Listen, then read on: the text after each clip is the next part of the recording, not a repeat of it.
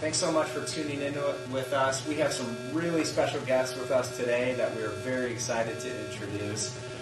We have Tim and Kyla Vala in the house from Vala's Pumpkin Patch. Thank you guys so much for coming down. They're going to share with us a little bit about their story and also talk to us about the place that we all Nebraskans love right around this time of year. Give us a little bit of an inside scoop, and Ryan's going to intro us to how we kind of got connected to them. So we'll jump right into things for you. Thanks again. Yeah. So it kind of goes back a little bit here, and they didn't even know about this. I've shared the story with them before it. So Jan, I used to work at the Apple store, and she would come in and she'd do like one-on-one sessions.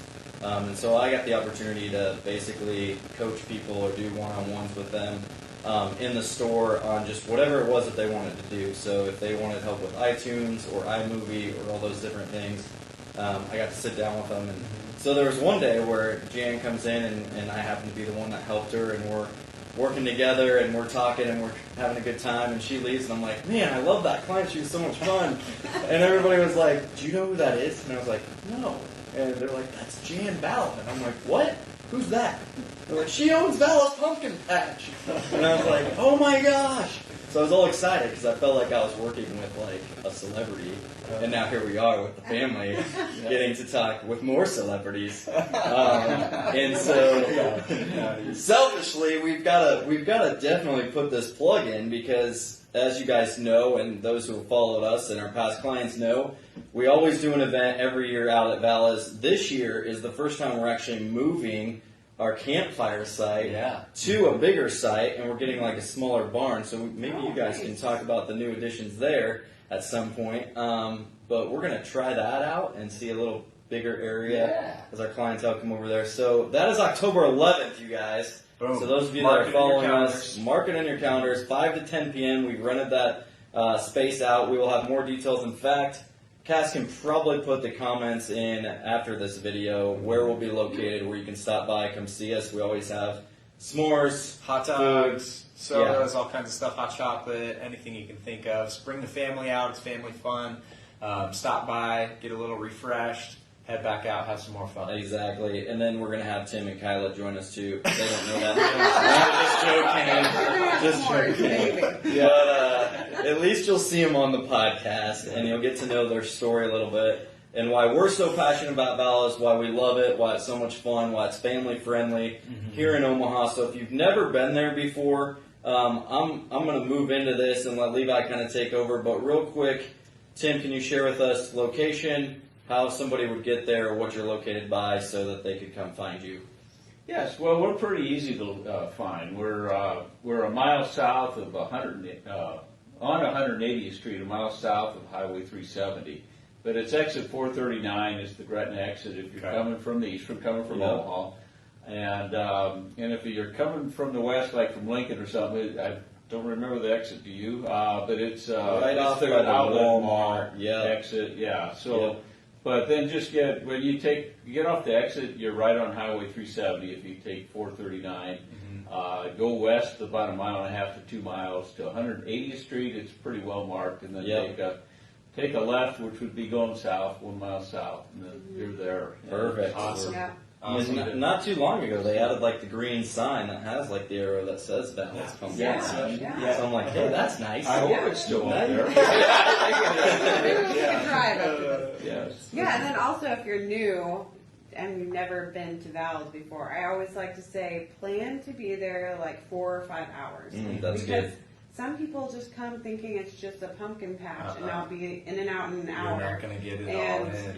it's, you just have to plan your visit. Right. There's so much to do. You're not going to get it all in. That's awesome. Well, cool, guys. Thanks again so much for coming on. We really appreciate it.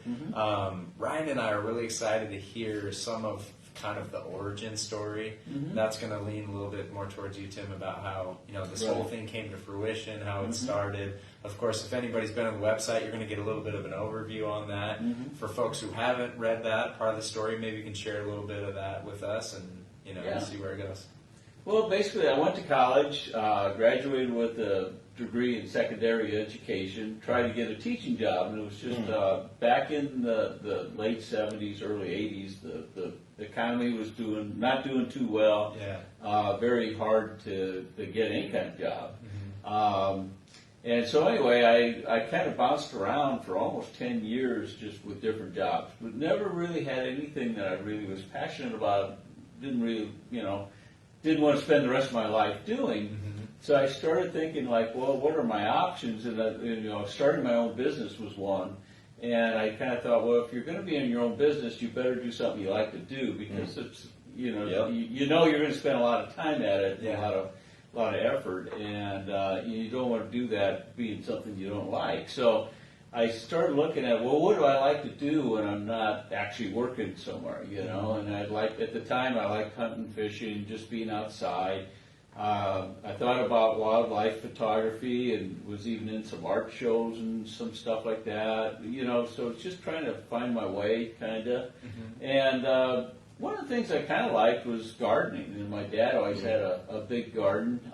He grew up during the Depression, so his garden was out of necessity. That's how he fed the family. But he had a garden, and I always kind of helped him. And so when we bought a house, my wife Jan and I bought a house in Omaha, and I told Jan, I says, the front yard has to be a lawn. I understand that, but the backyard's mine, and it's going to be a garden, because I don't like grass, and I still don't like grass.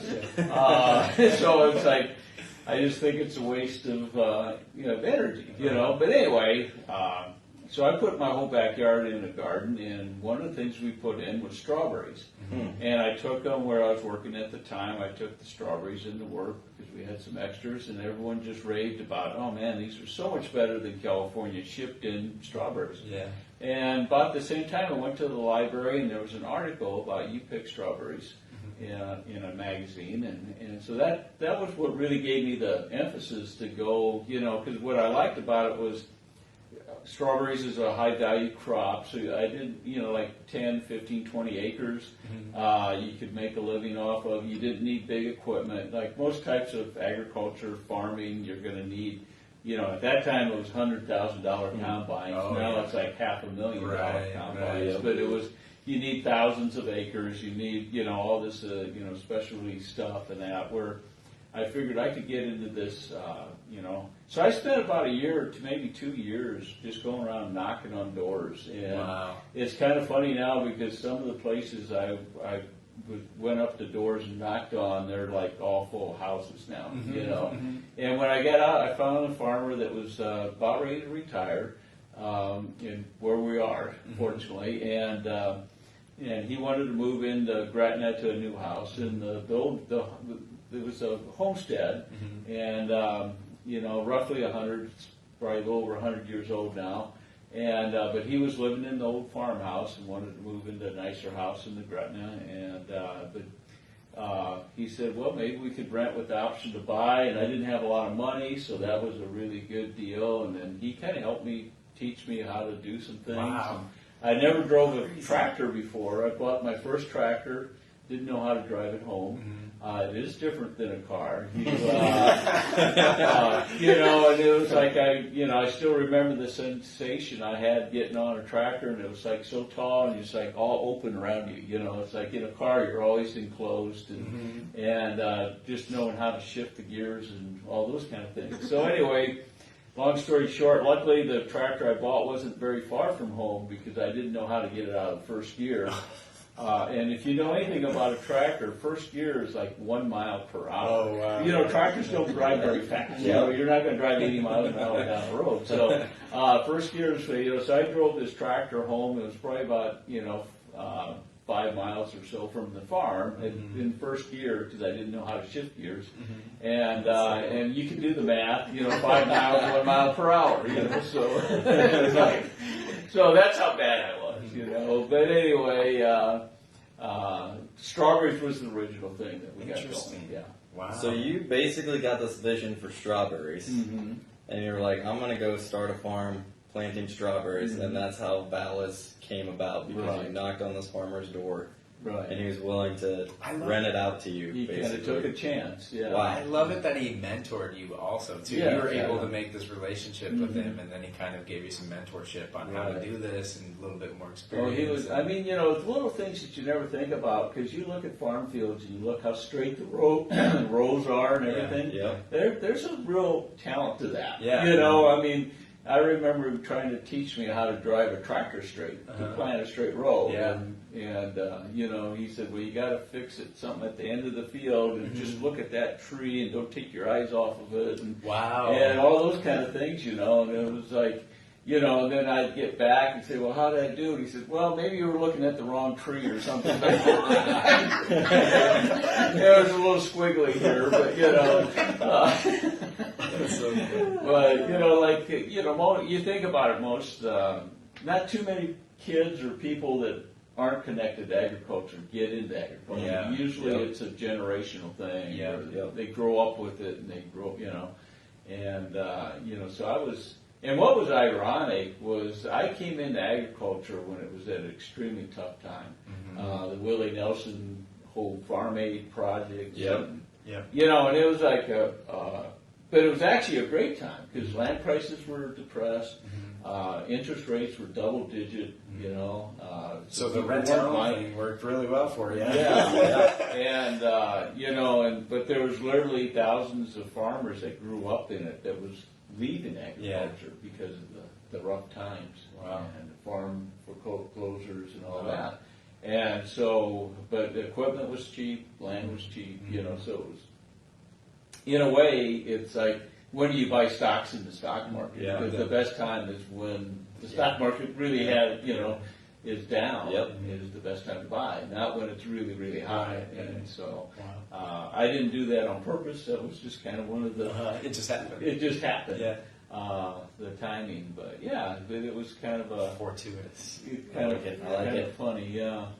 So Kyla, Yeah. you being, we haven't even got into this yet, but you being one of the daughters, one of three, correct? Mhm. And Yeah. then you have a brother? No. No brother, just three, Just two sisters. two sisters, Yeah. three girls all together. Three girls all Okay. together. And when you got brought into the whole mix and everything, was agriculture and this passion for gardening and all these other things something that you guys became passionate about? Or tell us kind of what it was like growing up with mom and dad and I've being driven on a the tractor farm. before, but I never really fell in love with gardening or. I tried, I dabbled, but Yeah. I don't know. It just wasn't my Home and thing. weeds just wasn't that. Yeah, maybe you just gave me the bad jobs. That's funny. Yeah. That's what we tend to do with like our kids, right? Like Right. especially if they make us angry, we're like, hey, you know what? You can go pull some weeds in the driveway or in between the cracks or whatever. Like go out Probably there had and to make pick yourself useful. strawberries there a little bit and Yeah. stuff like that. Yeah. Probably funner things to do in life, you know. That's funny. Yeah. I'm just thankful we got into pumpkins, I guess. Yeah. The Well- fall weather. Well, that's a good transition. Yeah, so that's something we're kind of curious about is maybe like where was the moment when you got the strawberry farm going on, you got the family involved in this thing maybe a little bit. At what point were you like, you know what, maybe we transition this into more of an destination, or when do we do at what point were you like, hey, we're going to move this into a pumpkin patch rather than just a working operating farm primarily? Like what happened there? Talk to us a little bit about that and what that. Yeah, just kind of like I didn't have a business background either when I started this business. You know, never took business classes in college or anything like that. But There you go, kids. You don't always have to. you learn as you go. But I was smart enough to know there was such a thing as cash flow. And I started thinking like, well, strawberries only come in for 2-3 weeks in the spring, and that's a long time between paychecks or between. Yeah. And so when we put in the first year, we put in 6 to 8 acres of strawberries, which was pretty ambitious for someone that didn't know what they were doing. And then we also, I rented from the farmer 10 acres to put in vegetables. Okay. And I thought, well, we better have Some and sweet. So it's like sweet corn, tomatoes, peppers, cucumbers, all kinds of stuff. I thought I'd try everything. And you were like the OG organic farmer. Yeah, I like supplying grocery stores. Yeah. And stuff, local, love it. And but I tried to. Well, mostly I sold just out of the back of my pickup truck. Oh, okay. And so we did a little bit of wholesaling, but I wasn't really. I just didn't want to do wholesaling as well. I wanted to sell directly to the consumer. Okay. And I'm not quite sure why, but that was kind of one of my goals. And actually was down, and this was like before like farmer markets were even popular in Nebraska. Because I remember going downtown, I was probably one of the first vendors at the Omaha Farmers Market. They like shut down part of a street, and there was only like 3 or 4 of us, 5 of us maybe at the most. And I think I sat there for like 3 hours and did like $30 in sales. And so it wasn't very good. And so I remember I still had a pickup load of stuff, and then on my way back to Gretna, I stopped in Papillion and sold just off the back of my truck, and sold more there than I did at the Omaha Farmers Market, which is huge now with all these vendors and how big it is and how successful. So. But anyway, so that was the big thing to get into pumpkins was it was one of the vegetables I planted, and the first year I planted all, and I didn't know when I ordered seed, I must not have paid much attention. I ordered just high pumpkin size pumpkins, so they were all like 3-pound pumpkins. They weren't very big. And I had exactly 1 pickup load of. Because I picked all the pumpkins we had in the field that year, and it filled up the back of my pickup. And I went into, it was like the downtown Papillion on 84th Street, and sold out of the back of my pickup truck. And then the second year I made a mistake. I ordered more seed and bigger sized ones and everything, but I planted too much. And it had pretty good yield, and I looked at it and I said, there's no way I'm going to be able to sell all these pumpkins off the back of my pickup truck. And we had, that spring we had people come out for U-Pick, so we had a little bit of a history of having customers coming out to our farm. So it was kind of a last minute decision. I put an ad in the paper for U-Pick pumpkins, and the way to get them out there, I thought, was I'd offer a free hayrack ride out to the pumpkin patch. The only problem was I didn't even have a hayrack. I love it. So this is how, planning and everything, it's like it was not there. So I put that, so it forced me to hurry up and find a hayrack. And I had 1 tractor, and pretty much I was the only one that would, one guy. And so, and we had a parking lot where if we had like 6 cars in the parking lot, we had a traffic jam. So and that was our busy day. And that was our busy day, It's very seldom did we have 6 cars at once. But anyway, we were just open weekends, and and I would kind of take the tractor out, and people would pick pumpkins, and I'd drive them back, jump off the tractor, weigh the pumpkins, and thank them for coming, and hopefully there was another load ready to go out, and I'd take them out and wait for them to pick.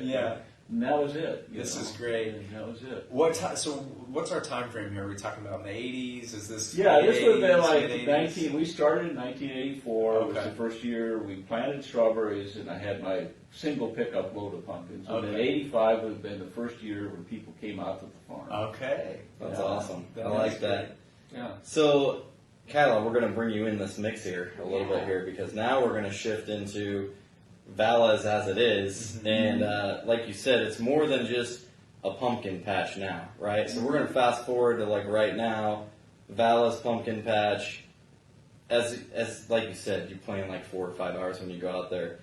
It's so funny because we've got 4 kids, and my wife and I, and when we go out to Vala's pumpkin patch, every one of the kids is like excited for something different, right? So, like Natalie, she's excited to get out there, and all she wants to eat is the warm chocolate chip cookies, right? So, got to go find the warm chocolate chip cookie bar.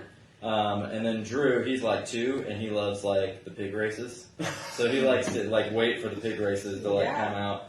And then my son, no matter where we go, my other son, Luke, he's 5, and he's like in love with trains. So like, you go to the zoo, you go anywhere, like all he cares about is the train. So like, I don't care about animals, I don't care about pumpkins, I don't care about where's the train. I want to ride it, you know. And so I've mentioned a couple things there just from like our family's experience. But can you kind of speak into the best way I describe it to people is like it's kind of like the Walt Disney of like Omaha when it comes to like a pumpkin patch, right? So like you get to go there and yeah, you can get pumpkins still, but there's so much more to do. Yeah. Can you kind of speak into that as far as like what are some of the big things that people love to come out and do when they come out there? Oh man, well, I guess the most popular things are the jumping pillows and the egg scramble that we put in a couple years ago. That big yellow barn that you see on the interstate. That thing's cool. Yeah, it is. And you know, every time we decide on an activity that we're going to put on the farm, we always have to look back at, okay, who is this going to be targeting? Like, is it just going to be for 2-year-olds? Is it just going to be for 5 and up? And then it comes down to we want stuff that families can do together. Yeah. So the jumping pillows is the perfect example. Like you can go on there with your kids and jump with them. You're not just gonna, you know, be on your phone watching your kids, you know, jump. Exactly. The egg scramble's the same way. Sometimes I see dads in there having more fun and getting into shooting people than the kids. Sure. And so, you know, all the things that we put in, you know, we want to have that togetherness. The families, the grandparents now, and you know, just how do you make those like decisions? Like when you're like I sit back and sometimes I'm like, what else can you put out here? Yeah, there's so much, so Oh, many more things that you can put out. Like how do you guys do you decide that as a family? Do you like sit down with a board? Like how do you guys decide like okay, let's take a vote on what the next thing's going to be, or like walk us through that process? It's a lot of family input, and you know, we have about 20 core staff, is what we call them, year-round staff, and we get their input too, and yeah, things just come together, I guess. I mean, we have a whole list of things that we want to do, and it's too much of it, I think. Can you get a preview of anything possibly coming in the near future? Put you on the spot. So the big thing's the cider mill. Cider mill. The whole area. Even this year, we bought a cider press. Okay. So, you know, we have our apple orchard, and we are going to take those apples and make apple cider out of them. Nice. And so fresh apple cider. And so we're starting it this year, actually. Okay. Awesome. So maybe into October, you'll see Vala's apple cider. And that is from our orchard, from our cider mill building, and getting fresh, you know, as fresh as we can get. Are we sticking to direct to consumer? Or we're gonna find you at bakers and Hy-Vee too, or no? No, not. I mean, it's going to be kind of up to the kids, you know, because the 3 daughters are kind of taking over the business. Yeah. And I it's kind of a gradual transition. But I think they kind of agree with us that we just, you know, we're going to stay with Dallas is. Yeah, that's a lot of saving.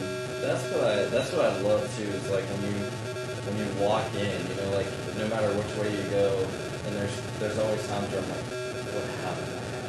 Or when did you try differently? You know, and it's always like the big old turkey legs, you know, and like the donuts, and there's so many things. Again, like when you hear Vala's pumpkin patch, I think a lot of people that don't know, they're like, oh, it's a pumpkin patch. We're like, no. It's so much more than that. Like, there's when you're an great adult, food all you have and to do is like future Yep. That's what's fun. I always joke with people because I'm like, listen, if you go out there with your family though, you're gonna have to take at least like $100 with you because there's so many things that you're gonna want to try and do. And feed animals and like there's haunted houses and there's stuff like. There's so many things, so it's like your kids are gonna see everything and want to do everything and try everything, and so it's one of those just adventure. One of those days of adventure, like we like to talk about. Like if you go out there with your kids, the one thing I like is that you can get like a pass, so you don't always have to just pay like a one-time fee or whatever. But you can get family passes, And then you can go as many times as you want, and then Yeah. it's like, that helps keep costs down. Yeah, as if you're well. gonna plan on coming more than twice, then it's worth it. to Yep. get family pass. Yeah. And we do sell gift cards. So Oh. what I do with my daughter, who's almost 5, she always wants prizes, and it's just kind of teaching her how to deal with money. But I put like $15 on a gift card, and like you can buy a prize for yourself. But That's a if this great runs idea. out, then we're not going to have any more money left. So I mean, you can buy gift cards for your teenagers. I love that. I love that. I Or might, your we just kids. might have to add that on to our ticket Yeah. giveaway today.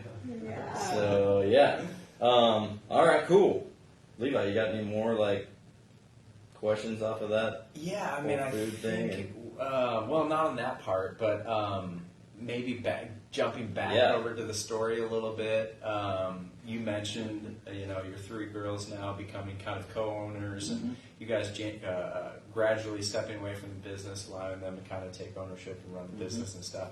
When did that part, at what point, I guess, maybe this is a question for both of you guys, at what point were you guys like, hey, we've gone off, we've had our separate lives, high school, college, whatever that looks like, families, spouses, all those things, but now we're coming full circle, we want to be part of the family business. Was there a point that happened? And then what was the point for you, Tim, where you said, let's try to leave something, maybe a legacy for our kids, this is what we built, and we want to leave this to them, and then if they're so willing to take it over, let's go that route. I guess kind of a 2-part question, maybe. Well, probably, yeah, when I was, about 10 years ago, I was 55, and I think that's when I originally kind of sat the kids down and just said, and at that time, they were going to college and those kind of things. I was gonna say, how old are the 3 girls then? Oh, we're Oh, really now we're- gonna. now Now we're gonna put You're probably better at that Hey, than I am. we're going back here like so 10 years ago. You're probably like my age. I'm 32. Okay, I'm 35, so Okay. I'm old. I think Kirsten is 39. 6 years older than you. Yeah. Okay. Yeah, 6 years older, and then Kelsey is 3 years younger, so she's 29. Okay, So right on. Yeah. Oh, So yeah. 10 years 10 ago, we're like, sitting down with all 3 of them. Kelsey would have been in college, Mhm. just getting into college, and so yeah. But anyway, I just said that over the next 10 years, from 55 to 65, I'd like to gradually, cut back some of my responsibilities, and at that point, Jan and I were doing 100% of the work basically, and the kids were doing very close to 0, or they were all had their own lives going, Sure. Right. working other Yeah. places and Yep. going to college. So I said, so over the years, your responsibility will go up, and ours, Jan and I, will go down. But I did leave it up to them as far as whether they wanted to come back. And I Yeah. guess the way I put it, I said, you guys have an option to come back. But I really want you guys to do what you want to do with your life, not feel like you are being pressured or pushed into the business. You have to come back because you want to come back. Sure. Cool. But I said it's always good to have options. I Yep. mean, you guys are lucky that you have this option. Yep. And Jan and I both really wanted the kids to come back. Obviously, I mean, our other option would be just to close the business or sell it. Right. And we could have done maybe some of that. In some ways, if you just sold the business and you could go away, then Right. maybe that would have been nice in a way. But we really wanted to see it continue in the family and continue as a family business. And we feel that it's great for Omaha, and we're there's some other things too. So we were fortunate. All 3 girls. We figured probably maybe 1 or 2 out of the 3, but we were fortunate. All 3 came back into the business. So That's awesome. yeah. really And lucky husbands. that way. And Yeah, so like, walk us through that, because, okay, so you're all 3 married, correct? Not all 3. Both, you and your sister? My younger sister has a fiance who's Okay. in the business, Okay. and then my older sister, she's married, but he has another job. Okay. So, Okay. But it was he's all, in complete support of her working for the Okay. business. right. So how did that, walk us through then your side, mom and dad set you down, they're like, hey, this is kind of our plan. What were you thinking in that moment, and what were you like? How did that progress to where we are now, as far as all three of you guys kind of working together, and then also, Yeah. you know, I mean, did you have boyfriend, fiance at that time, or okay? We went. I went away to college, but I got a business degree, and I always thought like I would always come back to Nebraska because it's my home, and I wanted to be part of the business. And then Go big, I boy. met my Yep. met my husband now on the East Coast, so he's from Baltimore. Okay. And he never thought in a million years he would be coming to the Midwest. He Uh-huh. always thought he would be. He loves the East Coast. He Uh-huh. just thought he would be out there. But when he met me, he has an accounting degree, and he was going to school at Creighton because Okay. he moved here for me. Yeah. And Yeah. he was just sitting on the couch, and my mom was like, "Hey, do you want to work? Like, instead of sitting on the couch, can you just like do stuff for me?" And he's like, "Sure. Is this a job?" And my mom's like, "Yeah." That's awesome. Go to work. Here's some stuff to do, and Love he. that. That's how he did it. That's how That's he got awesome. in, I guess. He didn't even have to have an interview or anything, but now he's like, really important in this business. Yeah. He's really good at developing different areas. He has a good vision, and he gets it done. That's what I love about this story too. I don't think I knew how much like of the family was involved in this entire thing. So like it's cool learning about just how you progress from here's a guy that wanted to start a strawberry farm to now something that's evolved into this huge business that so many people now oversee. So I think that's pretty cool. And as we talk about kind of this legacy that I feel like this has kind of been the theme of, even this story is like this legacy and this vision that you had that's evolved to something even probably bigger than what you ever envisioned. But when you think about, like, we always ask our people this question, like, when you think about the legacy that you want to leave here in Omaha and in our community, what would that look like, or what would you want people to know about you and your family and Vala's and, like, the legacy that you want to leave there, and things to be said about you guys when you pass or when Vala's is no longer, what do you want people to remember you or to cement that legacy in? Yeah, it's really all about the families, like number one family.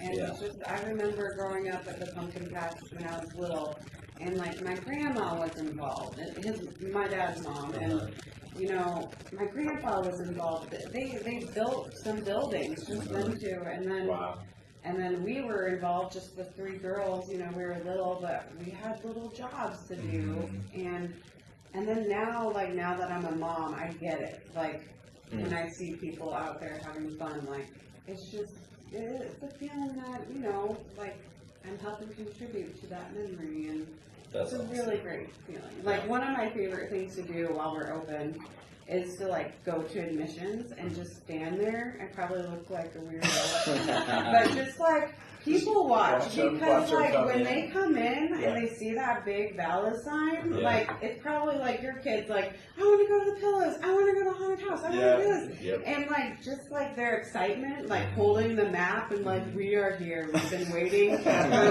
months, it's just seeing their smiles and the kids' faces, you can't get.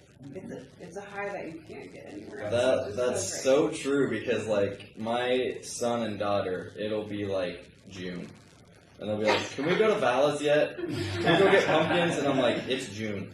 It's not even close yet. We gotta wait till September." This was a couple years ago, but somehow she got our number, and she was she must have been in a panic because she was like, "Can you tell my 3-year-old that you are not open? She needs to hear it from you." the owner." I guess she doesn't believe it when mommy says it, so I called you for her to and my mom's like, "Yeah, we're not open. Sorry." That's hilarious.